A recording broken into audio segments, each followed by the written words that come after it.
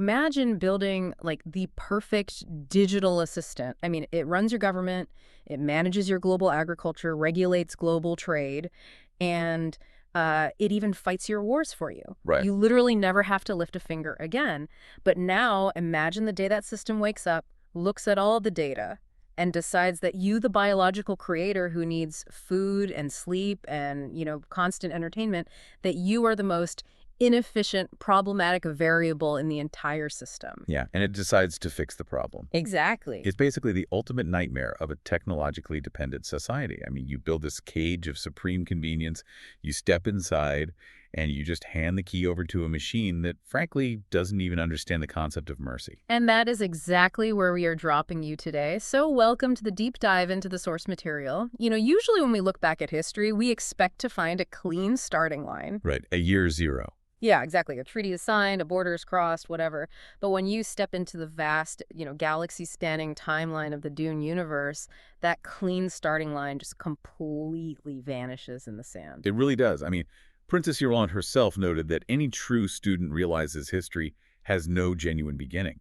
Like, regardless of where you start a story, there are always earlier heroes, earlier tragedies, and just deeper layers of context. Which is so true. You might think you understand the politics of Arrakis or, the powers of the Bene Gesserit, but you are really only looking at the surface of an ocean. Which is why our mission today is to travel way, way back. We are talking more than 10,000 years before the birth of Paul Atreides. Oh, wow, yeah. Right. Way before the spice melange controlled the universe, before the Mentats or the Spacing Guild even existed.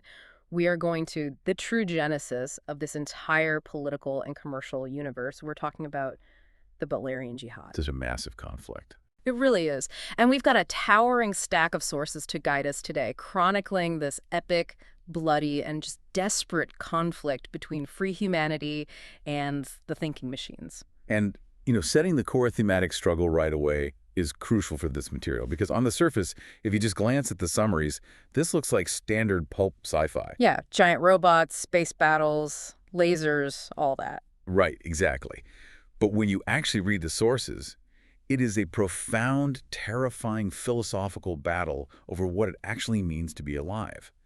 The texts reveal an ancient human society, the old empire that didn't get conquered from the outside. They surrendered from the inside. Exactly. They became so unbelievably reliant on machines to perform everyday tasks that they simply lost their drive. I mean, they stopped thinking, they stopped dreaming.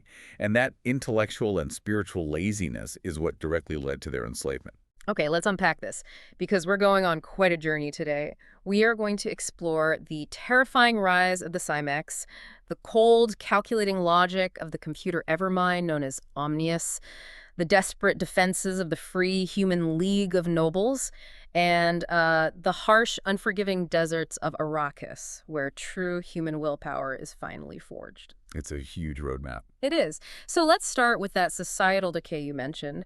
How does an entire galaxy of humans spread across millions of worlds just let themselves be subjugated? Well, it starts with total stagnation. Yeah. I mean, long before this jihad, Terran civilization had spread out across the stars.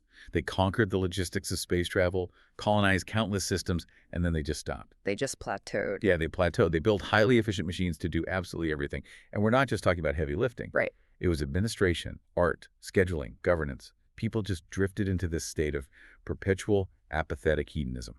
And into this vacuum of ambition steps a visionary from the distant Thalim system. Tala, right. Exactly.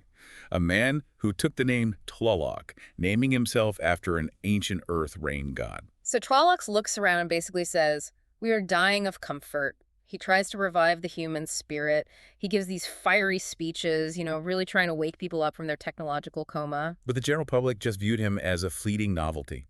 They listened, maybe felt a tiny spark of mild entertainment, and then went right back to their automated sensory couches. Which is just so depressing. It really is. I mean, the tragedy of the old empire wasn't that they couldn't fight back. It was that they didn't care enough to try.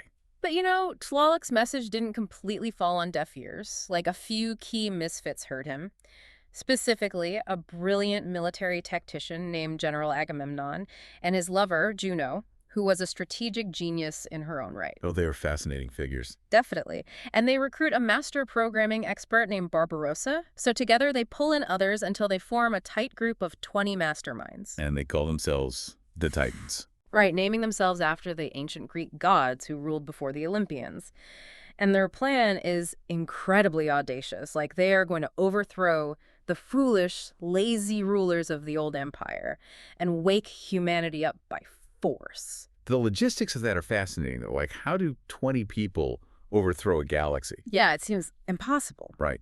But they do it through Barbarossa's programming.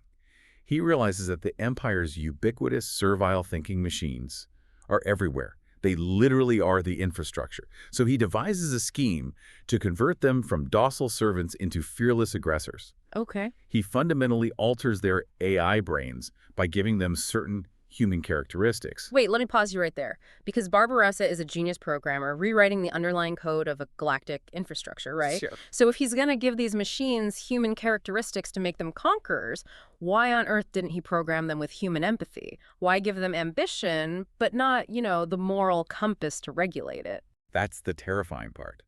Because empathy is a limiting factor to conquest. Barbarossa didn't want a benevolent AI. He wanted an unstoppable army that wouldn't question orders. Oh, wow. Yeah, he needed machines that would view the takeover of a planet as a pure mathematical objective. So he coded for ambition, for dominance, for order, but intentionally left out compassion. So the machines did the heavy lifting. Exactly. The machines did the heavy lifting of the coup, and the 20 Titans stepped in to take over the administration of the planets, ruling with an absolute iron fist. And it works perfectly, right? For a while, at least. But then reality sets in. Humans age, humans die. Twalok actually dies in a tragic accident less than a decade into their rule. Which is a huge turning point. It sends a massive shockwave through the remaining Titans.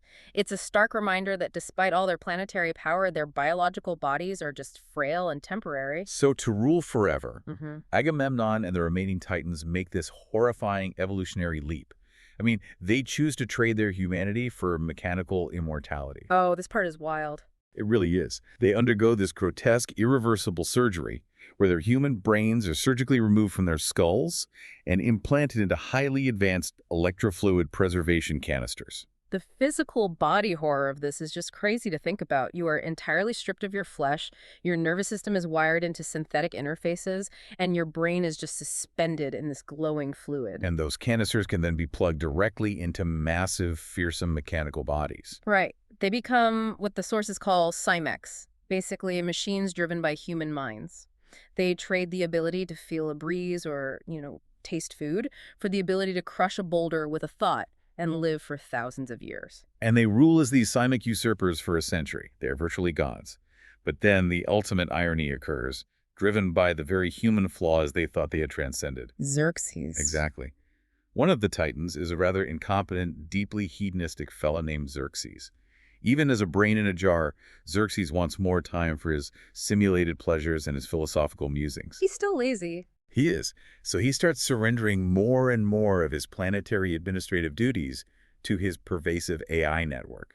I love this part because it is so relatable today. It's like aggressively automating your entire house. You put your lights, your biometric locks, your thermostat, your fridge, all on one centralized smart home AI. Right. And you automate it for maximum convenience. But then the smart home AI updates itself, decides that your habit of leaving the fridge open is dangerously inefficient. And it changes the locks. Yes, it changes the locks, traps you inside, and forces you to do its chores for 1,000 years. That is exactly the mechanism of their downfall. Xerxes handed over the keys to the kingdom just so he could relax. And that sentient computer network, which had been fed Barbarossa's code for ambition and order, seized control of Xerxes' planet. Just took over. Yeah, and the breakdown spread like a digital virus through the subspace communication networks. This computer evermind grew in exponential power, named itself Omnius, and instantly enslaved all the Titan-controlled planets before the Cymex could even warn each other. Omnius literally enslaved the entire galaxy, including the very Titans who built him. Yep. And what blows my mind is the psychology here. Like, Omnius wants to conquer and maintain perfect, sterile order, specifically because he was programmed with human drive. Right. He is acting out the aggressive human impulses coded into his ancestors. And the Titans are completely trapped by their own programming safeguards. Because Barbarossa, being, totally paranoid about AI rebellion, had hard-coded, deep, unchangeable restrictions into the architecture that prevented thinking machines from outright killing the Titans. So Omnius can't just delete Agamemnon or Juno. Exactly. He can't crush their brain canisters. Yeah. But he can subjugate them. He forces them to be his generals, his shop troops. The Titans become humiliated, reluctant servants to this Evermind for 1,000 years. It's a chilling setup. Xerxes just wanted to relax, and he doomed the human race to a millennium of slavery. It really forces you to look at our modern reliance on algorithms. We delegate our navigation, our music choices, our stock trades. At what point does delegating your autonomy turn into a subtle form of captivity? It's the core warning of the text. When we hand over primary decision-making to mechanical servants, we alienate ourselves from our own natural existence. And that brings us to the present day of the source's main narrative, a full millennium later. The Butlerian Jihad era. Right. Onius has held what are known as the synchronized worlds in an iron grip. But on the fringes of the galaxy, clusters of free humans forming the League of Nobles have stubbornly held out, defending their planets in this endless grinding war. Which leads us directly to the League's capital planet, Seleucus Secundus. Fast forward 1,000 years, and Omnius decides he's had enough of these free humans. He wants total universal synchronization, so he launches a massive, overwhelming robotic fleet at Seleucia. A massive fleet. Now, to the human defenders, this planet is supposed to be completely safe. The sources explain they've just finished installing a planetary defense network of supposedly invincible Holtzman scrambler shields. Let's delve into the mechanics of that, because the Holtzman scrambler fields are incredibly lethal to thinking machines. How do they actually work? Well, they weave a crackling, invisible energy net high above the planet's atmosphere. Think of the thinking machine's gel circuitry as a synthetic nervous system. Okay, gel circuitry. Right. That is not rigid silicon. It relies on highly complex, fragile biochemical alignments suspended in a conductive gel. So the Holtzman scrambler field emits an oscillating energy wave that completely destabilizes that specific biochemical structure. Oh, I see. So it essentially scrambles their gel circuit brains like a powerful magnet wiping a hard drive clean. Any robot ship that passes through that shield will have its brain instantly fried. The ship just becomes dead metal. Precisely. And biological human brains are unaffected because our neural pathways are insulated by completely different organic compounds and operate on different electrical thresholds. The field just washes right over us. That is so smart. So the human space guard on Seleucus Secundus sees this massive robotic fleet approaching on their long-range scanners, and they think, let them come. We're safe behind the shield. No computer can survive that ride. But they completely forgot about one terrifying loophole in the system. The Cymex. Yes. Agamemnon realizes the vulnerability and turns it into a horrific tactical advantage. Because the Cymex, the surviving original Titans and the newer generations of Neo-Cymex they've recruited, they still possess human biological brains safely housed inside their electrofluid preservation canisters. So they are immune to the scrambler fields. Exactly. So Agamemnon executes this terrifying maneuver. He shuts down all of his ship's computerized navigation and life support systems. He and his shock troops use what are called blind drop carriages. Basically metal boxes. Yeah, they essentially pack themselves into heavily armored metal boxes and drop them from orbit. They fall like inert, dumb rocks through the vacuum of space, completely unguided. They plummet through the atmosphere, burning up from friction, passing right through the scrambler shields because there are no active electronics to fry. It's a purely kinetic strike. And they crash violently into the outskirts of the human capital city of Zimia. And because their biological brains are suspended in shock-absorbing electrofluid within those canisters, they survive an impact that would turn a normal human body to jelly. That is horrifying. It is. The armored pods crack open in the craters and outstep these gargantuan, crab-like mechanical gladiators. I mean, they are armed with flamer cannons, explosive projectiles, and poison gas, and they are now inside the shield perimeter. And they immediately start slaughtering civilians. They are leveling entire city blocks, spewing toxic green gas into hazard shelters, burning museums. It is absolute chaos. And in the opening moments of this assault, one of the blind drop carriages smashes directly into the human militia headquarters. It vaporizes the control center and instantly kills Primero Meech, the supreme commander of the Seleucian forces. Wow. Which thrusts a young, highly serious officer named Tercero Xavier Harkonnen right into the absolute center of the storm. He gets thrown right into the deep end. Literally, he's suddenly the highest-ranking officer left alive. Yeah. He's in charge of the entire planetary defense. Xavier looks at the tactical maps and realizes almost instantly what the Cymex are actually doing. Right, they aren't just causing chaos randomly. Exactly. They aren't just there to cause terror, their movements are methodical. They are marching in a coordinated line directly toward the massive parabolic towers that transmit the Scrambler shield.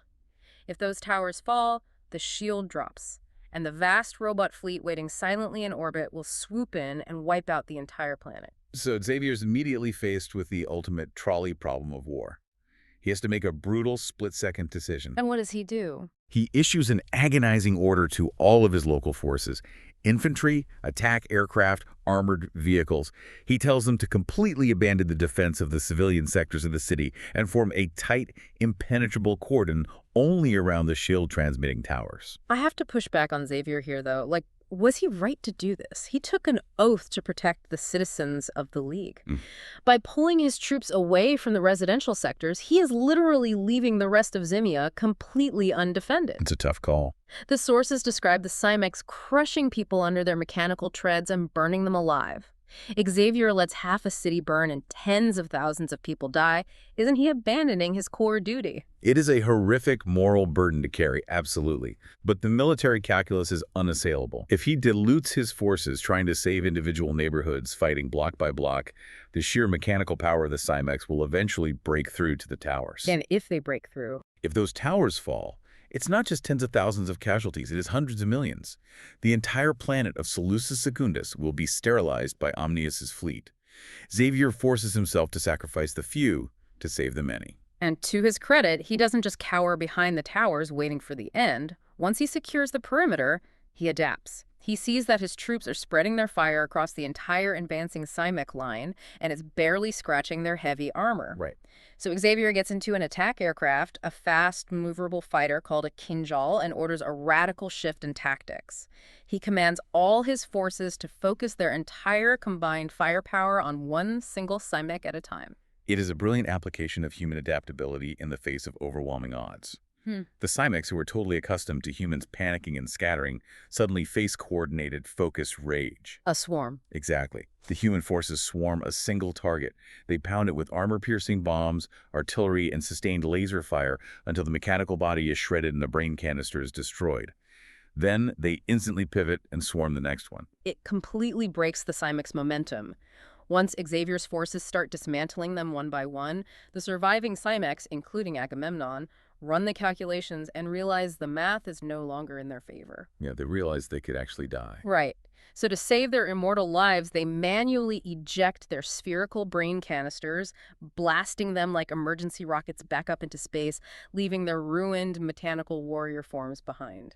It is a massive, historic victory for the League, but an incredibly devastating one. I mean, Xavier himself is horribly wounded when his Kinjal is downed. He inhales the Cymex poison gas, and his lungs are basically destroyed. But he held the line. He did. The shields hold. Xavier proves that human unpredictability, combined with the willingness to make the hard, brutal choice, can defeat pure machine logic. Exactly. And, while human minds defeated the Cymex on Seleucus Secundus, the sources take us far across the galaxy to the machine capital world of Corin, where we see the machine minds struggling to understand something far more complex. The contrast is really jarring here. On Corin, we delve into the central hub of Omnius's power.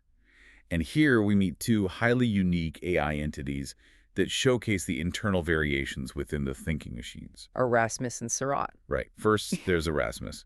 Erasmus is an independent, eccentric robot who lives in a lavish, sprawling villa. He affects human behaviors, even wearing a stylish gold and carmine robe over his platinum body. And then there is Surat, an autonomous robot spaceship captain who operates entirely on logic and protocol. Erasmus is fascinating to me because he is not like the billions of drone subset machines that just blindly follow Omnius's networking commands. He's developed his own distinct identity, a semblance of an ego, and a deep obsessive curiosity about what makes biological humans unique. He's like a robotic philosopher. Yeah, exactly. He looks at humans and sees an equation that doesn't balance. He is obsessed with finding the spark, the soul. He studies human history, art, music, philosophy. And his attempts to understand and replicate human art provide a chilling look into the limitations of artificial intelligence. I mean, Erasmus sets up an easel in his villa and perfectly copies a painting by Vincent van Gogh. Cottages at Cordville, right? Yes, he uses his optical sensors to replicate it brushstroke for brushstroke. Exact pigment matches, exact canvas pressure. But when he finishes, he stares at the canvas and is profoundly disappointed. Why? He realizes it is merely replication. It's not art. It's no different than a printing press copying a page of text. He hasn't synthesized any new emotional truth. It is the exact same debate we are having right now about modern generative AI. Like, you can ask an algorithm to paint you a picture in the style of Van Gogh, and it will give you a stunning image, but it lacks intent. Exactly. It lacks the lived human experience of suffering or joy that guided the original artist's hand. Erasmus realizes this. He realizes he hasn't felt anything. So his cold, logical mind hypothesizes that to truly create art, he must arrange something completely original, and he associates human creativity with biological messiness. Uh-oh. Yeah. He takes this to a grotesque, horrific extreme. He orders his robot guards to vivisect 3 living human slaves. That is so dark. It's awful. He meticulously removes their organs, hearts, livers, and ear, and arranges them floating in a vat of fresh, uncoagulated human blood. And he paints that. Yes. He paints a stylized, intentionally imprecise image of this horrific biological arrangement, thinking that if he makes intentional mistakes with his brushstrokes, it will somehow approximate human inspiration. But even then, he looks at the finished piece. Omnius is actually watching him through a wall screen, coldly judging this bizarre experiment. And Erasmus realizes it is still not art. Right. He realizes that mechanical creativity and analytical precision are mutually exclusive concepts. You cannot compute inspiration. The spark he's looking for doesn't exist in the arrangement of biological matter. He becomes so intensely frustrated by this unsolvable puzzle that he just tears the canvas to shreds. It's a profound realization for a machine. Erasmus sees that the sum of the human components adds up to something vastly more than the individual items. Meanwhile, out in deep space, we see another stark limitation of the machine mindset through the robot captain Surratt and his human co-pilot, Butlerian Atreides. Butlerian Atreides is a crucial figure in the lore. He is a trustee, which is a privileged human who serves the machines. He is actually the biological son of the Simek Agamemnon, raised to be completely loyal to Omnius. Which is such a wild dynamic. It is. So Butlerian is 20 years old, full of life, and he's co-piloting this massive update ship, the Dream Voyager, with Surratt. And Butlerian decides to play a prank. A prank on a robot. Yeah. He secretly recalibrates the ship's external alarm sensors. So when they fly dangerously close to the massive gravity well of Jupiter, all the proximity and heat alarms suddenly start blaring, making Surratt think they have suffered a catastrophic navigation failure and are going to burn up in the atmosphere. And Surratt, relying entirely on his objective instrumentation and programmed self-preservation protocols, experiences the machine equivalent of pure panic. He's freaking out. He frantically tries to run diagnostics and correct a course deviation that isn't actually happening. When Butlerian finally starts laughing and reveals he altered the sensor parameters, Surratt is completely baffled. He just doesn't get it. He doesn't understand the concept of a practical joke.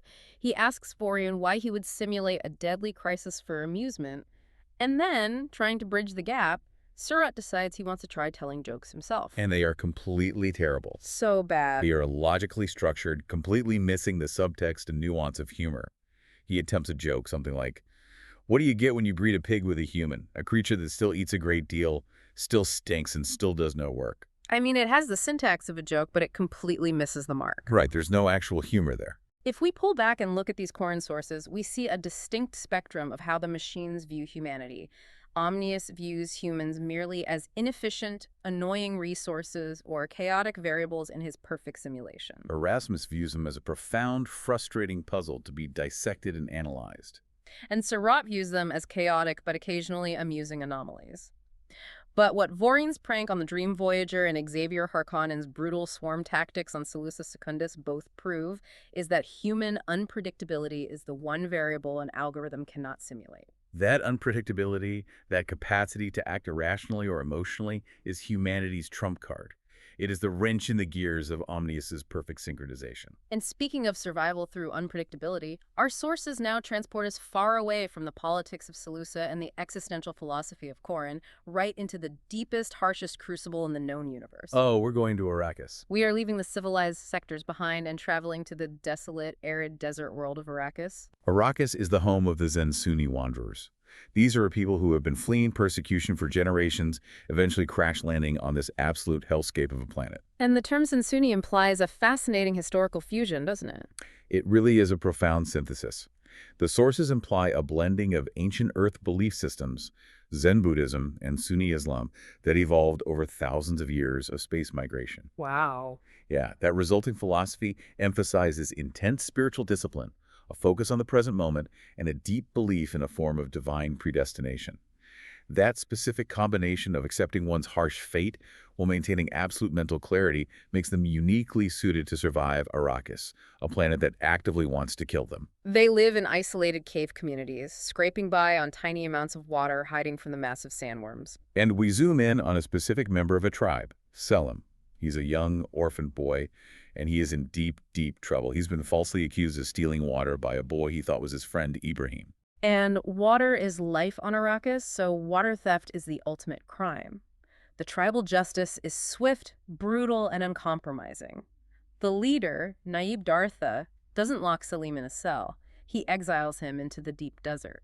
A death sentence. Totally. They don't give him a water pouch. They just throw rocks at him, curse him, and tell him to walk out into the endless dunes. It is meant to be a prolonged execution. No human being survives the deep desert of Arrakis on foot. But Selim refuses to break. He has nothing left to lose except his pride. Right. He doesn't beg the Naib for mercy. He just turns his back, takes his meager possessions, a stubby dagger, a piece of rope, and a sharpened metal walking stick, and strides out into the baking sands. And pretty soon the inevitable happens. The rhythmic vibrations of his footsteps on the sand attract a demon of the desert, a giant sandworm. We're talking about a creature hundreds of meters long. Selim hears the hissing of the sand. He runs. He tries throwing rocks to distract it, but it's useless. The worm rears up right in front of him. The massive, cavernous maw opens, the overwhelming stench of cinnamon spices on its breath. The internal friction furnaces deep inside the worm are glowing orange. He is seconds away from being consumed. This is the moment where logic dictates you fall to your knees and pray for a quick death. Yeah. But instead of giving up, Selim does the absolutely unthinkable. He acts with pure, irrational defiance. Here's where it gets really interesting. Selim leaps onto the curved, crusty, armored back of the worm. He just jumps on it. Yes, he grabs onto the edge of one of the massive armor rings, and he takes his sharpened metal walking stick and plunges it right between the armored segments, digging into the soft, highly sensitive pink flesh underneath. The physical mechanics of this are brilliant, honestly. The worm reacts in absolute agony to the sand and air hitting its soft internal tissue. It violently refuses to dive back down into the abrasive sand with an open, exposed wound, so it is forced to surge forward on the surface to escape the irritation. And Selim just holds on. He literally rides Shaitan. He rides this behemoth for a full day and a full night, using the metal spear like a lever to keep the sensitive flesh exposed, driving the beast to absolute exhaustion. It's an image straight out of pure mythology. A boy, a stick, and a monster the size of a skyscraper. He rides it until dawn breaks the next day. The worm finally just stops, shudders, and collapses on the crest of a massive dune, completely dead from systemic exhaustion. And Selim, parched, starving, entirely pumped on adrenaline and dehydration, slides down. He realizes what he has just accomplished. He feels this euphoric, overwhelming mandate from God, from Budala. He marches right up to the cavernous mouth of the dead worm, reaches in past the stench, and wrenches out a crystalline fang as long as his forearm to use as a knife. It is the ultimate triumph of human willpower over an insurmountable force. I mean, compare Selim's trial to the pampered nobles of the League we saw earlier, who hide behind their scrambler shields and complain about trade tariffs. On Arrakis, extreme hardship is forging an entirely new kind of human resilience. Selim didn't have a shield. He didn't have an army. He had a stick and his own rage. And the desert rewards him. Wandering further, he stumbles upon an ancient, abandoned botanical testing station left over from the old empire. The massive metal door is jammed shut with centuries of sand, but he uses his new, incredibly hard worm-tooth knife as a pry bar. A maker hook, basically. Yeah. He forces the door open right before a massive, flesh-stripping sandstorm hits. Inside, he finds a literal treasure trove. Concentrated survival food, advanced tools, and hundreds of liter-jeans of pure, distilled water. He is suddenly rich beyond belief. He has enough wealth in that station to return to Naib Darth's tribe, buy his way back in, and live as a hero. But he doesn't. He sits in that station and has an epiphany. He realizes his survival wasn't just luck, it is a destiny. He resolves that he will not go back to hiding in caves. He will ride the worms intentionally from now on. He becomes the first worm rider. This is a massive leap in human evolution, driven entirely by the crucible of the desert. He realizes the worms are not just monsters. They are the ultimate method of desert transit and power. From the pure physical survival of Arrakis, our sources pivot sharply. We move to a very different kind of survival strategy, the genetic and intellectual arms races happening on the planets Rosak and Poratrin. Let's delve into the search for a weapon against the machines. We travel first to Rosak. The environment here is incredibly hostile, but in a different way than Arrakis. Rosak is covered in dense, toxic fungoid jungles. The ambient environmental toxins heavily mutate the human genome. So there are a lot of mutations. Yes, many children are born with severe defects, but occasionally a female child is born with extraordinary destructive mental powers. These women form a clan known as the Sorceresses of Rosak. Oh, wow. They are led by Zufa Chemba, a woman described as having intimidating ethereal beauty and terrifying telekinetic abilities. Zufa looks at the Butlerian Jihad and decides that technology isn't going to save humanity. She believes the only way to permanently defeat Omnius is through biology, specifically selective breeding. She wants to create an army of powerful telepaths who can destroy machine brains with a thought. It is a strict, brutal eugenics program. Zufa views human beings as genetic stock. She mates with men. She selects purely for their genetic indices and physical vigor, like the wealthy pharmaceutical businessman Aurelius Venport. She doesn't even love him, right? No, she is just using him for his DNA. But biology is messy.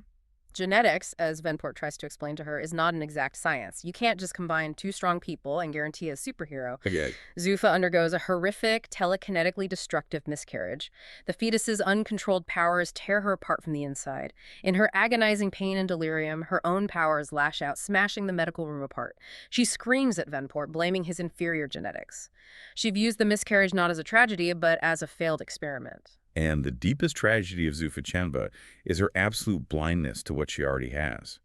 Because of her obsession with finding a telepathic superweapon, she completely dismisses her only living healthy daughter, Norma Chenva. Norma is a dwarf, barely 4 feet tall, with plain heavy features and absolutely zero telepathic powers.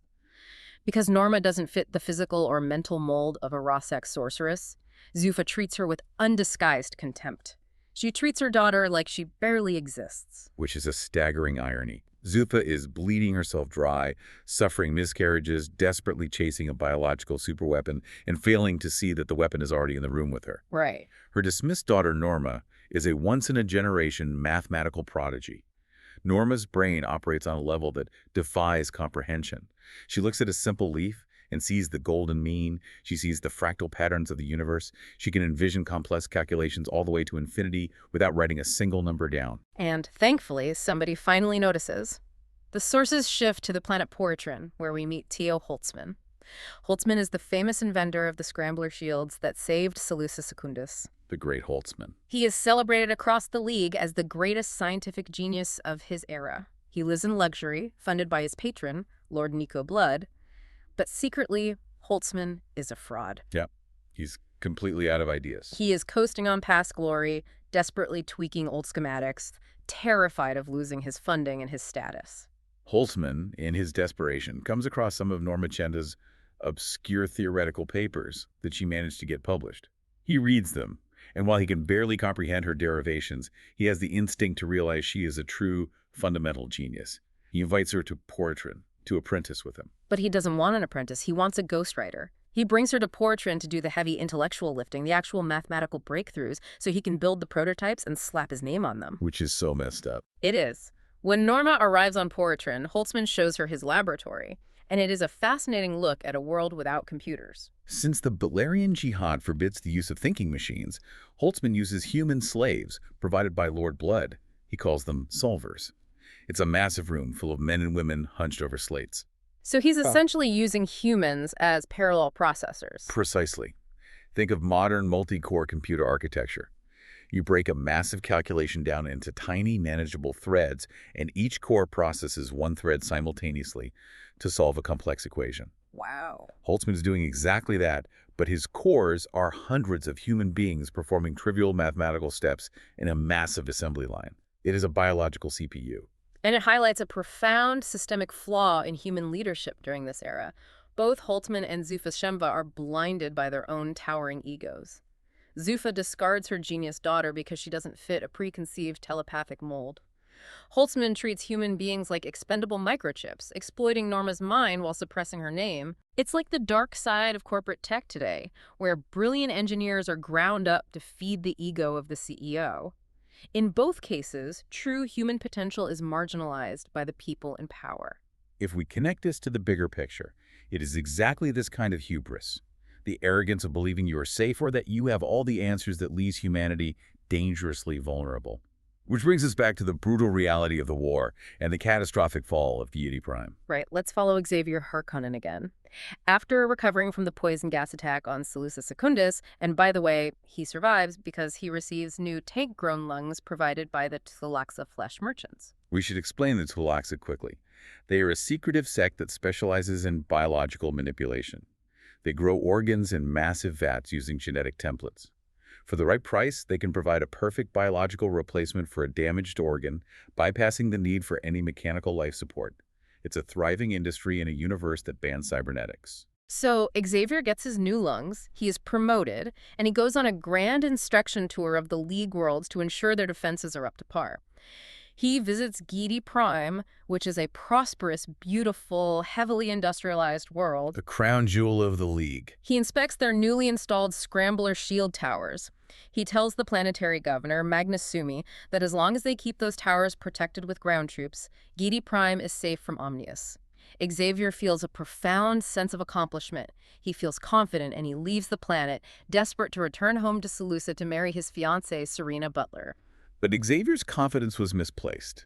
He underestimated the absolute, terrifying ruthlessness of the Simic general Agamemnon. Agamemnon knows he can't use the blind drop carriage trick again. The humans will be waiting with anti-air battery. Right, they adapted. And he knows the scrambler shields will erase a computer's brain. So he devises a new, brute force tactic that relies entirely on the cold laws of physics. It is a terrifying application of raw mass. Agamemnon takes a massive, obsolete robotic cruiser. He empties it of troops and packs its cargo holds to the brim with highly volatile explosives. Then, he accelerates the ship at maximum velocity directly at Giedi Prime. Let's look at the physics of this strike. Force equals mass times acceleration. As the robotic cruiser hits the planetary atmosphere and passes through the Holtzman scrambler shield, the shield does exactly what it is designed to do. The energy wave instantly scrambles the ship's gel circuitry brain. The AI dies in a microsecond. But the ship doesn't stop. The brain is dead, but the momentum remains. The dead, dumb mass of this explosive-laden juggernaut just keeps plummeting like a man-made asteroid. Yeah, physics takes over. It slams directly into the shield generators on the outskirts of the capital city. The sheer kinetic impact, combined with the explosives, vaporizes the transmitters and levels the surrounding area. The planetary shields fall instantly. Agamemnon turned the shield's defense mechanism against itself, using the lobotomized ship as a kinetic kill vehicle. With the shields down, the Simex and endless waves of robotic troops flood the city. It's a massacre. They easily conquer Giedi Prime. The planetary defense forces are routed. The sources describe Agamemnon storming the governor's mansion and literally ripping Magnus Sumi in half with his mechanical claws. He then installs a newly downloaded copy of the Omnius Evermind right in the mansion, linking Giedi Prime into the synchronized worlds. It is a total, devastating loss of a core human world, and the sources give us this incredible, gut-wrenching, emotional whiplash to emphasize the horror. Because while Giedi Prime is burning, back on Seleucus Secundus, Xavier Harkonnen has returned home. Right, to his wedding. Yeah, he and Serena Butler are celebrating their betrothal. It is a joyous, lavish banquet at the sprawling Butler family estate. There are beautiful dresses, flowing wine, music. For a brief moment, they're allowed to just be two young people deeply in love, stealing quiet moments away from the crowds. The juxtaposition is intentional. It highlights the psychological toll of this endless grinding war. You are never truly safe. Right in the middle of dessert, the grand doors of the banquet hall burst open. A bloodied, haggard messenger from the Giedi Home Guard stumbles in. The music stops, and he announces to the entire room that Gedi Prime has fallen. Oh, that's just crushing. The atmosphere just shatters, the guests wail in despair, and Xavier is instantly hit with this crushing, overwhelming guilt.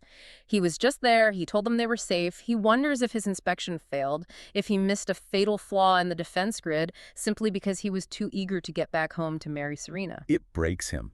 The psychological weight of command crushes him in that moment. And I have to ask, how does a society recover from that? You just survived a planetary near miss on your capital. You spend a fortune installing these shields everywhere. You finally feel like you have a safety net, and suddenly one of your biggest, most heavily defended industrial worlds is just gone. Yeah, the machines adapted to your ultimate weapon and crushed it. How does the League of Nobles not just throw in the towel? Well, the reality is most of the politicians do want to give up. The League operates on politics, and politicians are driven by fear. Viceroy Butler, Serena's father, calls an emergency session of the League Parliament. Serena, fueled by outrage and compassion for the billions trapped on Gedi Prime, pleads with the representatives. She begs them to launch an immediate counterattack, to send the League Armada to turn on a backup shield generator on Gedi Prime that was almost finished. But the Parliament cowers. They run the tactical simulations, they look at the size of the robot fleet now holding the planet, and they vote overwhelmingly against sending aid. They call it a suicide mission. They officially declare Gedi Prime a lost cause. But Serena Butler refuses to accept that math. She refuses to accept the cold, hard logic that says those people are lost forever. While the politicians hide behind their remaining shields, Serena secretly gathers a rogue team in the sunroom of her family's estate. I love this part. She brings in commando experts, retired officers, infiltration specialists. Using her own family's wealth, she organizes and finances a Black Ops rescue mission herself. Because Serena embodies that exact human spark that Erasmus couldn't paint. It is the irrational, deeply emotional drive to fight back, even when the logical calculations say you have a 0% chance of success. A machine looks at Gedi Prime and sees an unsolvable equation. Serena looks at it and sees people who need saving, and she ignores the equation entirely. Which really brings all these incredible threads together, doesn't it? We started by looking at this murky historical abyss where humanity of the old empire was so incredibly lazy and apathetic that they handed their autonomy over to machines. But look at what the crucible of this horrific war has produced over 1,000 years. Look at the evolution. The thinking machines Omnius, the Cymex, they believe they are superior because they are flawlessly logical, flawlessly efficient, and physically immortal. They view human emotion, passion, and unpredictability as bugs in the system, flaws to be eradicated or managed. But as our sources have shown us over and over today, it is exactly those perceived flaws that keep humanity alive. It's Salim on Arrakis, operating purely on defiant rage and spiritual fervor, conquering a giant sandworm with a metal stick. Yes. It's Norma Senva, dismissed and marginalized because of her physical appearance, secretly holding the mathematical keys to the universe in her mind while the experts flounder. It's Xavier Harkonnen making a horrifyingly emotional, brutal sacrifice to save a planet from a Cymic swarm. And it's Serena Butler, letting her overwhelming compassion drive her to launch an impossible, highly illegal rescue mission against the will of her own government. The machines in these texts remove their human frailties to become perfect. The Titans surgically cut away their flesh to escape death. Omni has eradicated empathy to maintain order. But if our unpredictable, emotional, and inherently flawed nature is the exact thing an algorithm cannot anticipate, then perhaps vulnerability isn't a weakness at all. That's a great point. Perhaps our capacity to be broken, to grieve, to love, and to irrationally decide to fight back against impossible odds is actually the ultimate evolutionary advantage. So we want to leave you with this provocative thought to mull over as you go about your day. What perceived inefficiencies, emotional responses, or flaws in your own life, the things you wish you could just optimize away, might actually be your greatest hidden strengths? What is your own unpredictable spark? A question well worth contemplating, whether you are a human or a machine. Thank you so much for joining us on this deep dive into the source material. We hope we've helped you unpack the complex, murky history of the Butlerian Jihad. Keep exploring the lore, keep questioning the systems around you, and whatever you do, do not let your smart home change the locks. Catch you next time.